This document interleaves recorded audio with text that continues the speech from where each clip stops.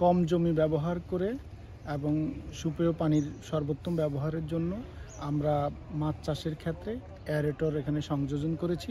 আমরা দেখেছি যে আমাদের উৎপাদন প্রায় 2 গুণ বেড়েছে এবং খরচ অনেক কমে এসেছে। চাষি পর্যায়ে যদি এটা আমরা ডিসেমিনেট করতে পারি তাহলে চাষিরা তাদের আয় রোজগার থেকে শুরু করে খাদ্য এবং পুষ্টি নিরাপত্তায় এই ফার্মিং সিস্টেম অনেক বেশি গুরুত্বপূর্ণ ভূমিকা পালন করবে। আসলে আমাদের এখানে যে মূল ইনোভেশনটা সেটা হলো যে আমরা এখানে অ্যারেশন সিস্টেম, আমরা যে অ্যারেটরের ব্যাপারটা 3 ধরনের অ্যারেটর ব্যবহার করছি এবং একই সঙ্গে আমাদের যে প্রান্তিক যে জায়গাগুলো, অনেক জায়গাতে ইলেকট্রিসিটির একটা বড় সমস্যা আছে, ইলেকট্রিসিটি নাই। সেই জন্য আমাদের এখানে এডিশন যেটা সেটা হলো যে আমরা সোলার এনার্জিকে, রিনিউয়েবল এনার্জিকে আমরা আমাদের এই অ্যারেটরগুলো বা অ্যারেশন সিস্টেম চালানোর জন্য ব্যবহার করছি এবং একই সঙ্গে আমরা অত্যন্ত হাই স্টকিং ডেন্সিটিতে অর্থাৎ অল্প জায়গায় রিনিউয়েবল এনার্জি ব্যবহার করে আমাদের টেবল ফিশ প্রোডাকশন, যেটা কনজিউমারের জন্য দরকার, এটা আমরা সেফ ফিশ প্রোডাকশন করতে পারছি।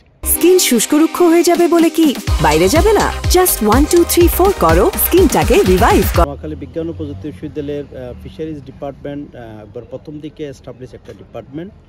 তো আমরা এর আগেও দেখছেন মৎস্য বিভাগ ডিপার্টমেন্ট কক্সবাজারে আমাদের কাঁকড়ার চাষিদের জন্য একটা খাবার তৈরি করা তেলাপিয়া মাছ থেকে, এবং সেকেন্ড আজকে যেটা আপনারা দেখছেন যে তেলাপিয়া মাছে এইরেটর, যেটাতে মাছে পানিতে যে ডিজলভ অক্সিজেন আছে সেটা যখন কমে যায় তখন মাছের উৎপাদন কমে যায়, এটাকে যাতে একটা নির্দিষ্ট মাত্রায় রাখতে পারে সেই ব্যবস্থাটা তারা উদ্ভাবন করছেন এবং এই যে অক্সিজেনটা নির্দিষ্ট মাত্রায় রাখার জন্য তারা সোলার সিস্টেমটাকে ইনকর্পোরেট করছেন, ফলে টোটাল একটা রিনিউয়েবল সিস্টেম। তো আমি মনে করি যে নোয়াখালী বিজ্ঞান ও প্রযুক্তি বিশ্ববিদ্যালয়ের এই বিভাগ সহ অন্যান্য বিভাগগুলি গবেষণাতে আস্তে আস্তে করে এগিয়ে যাচ্ছে। ভবিষ্যতে এই রিলেটেড গবেষণাগুলোতে আমরা সর্বাত্মক সহযোগিতা দেবো।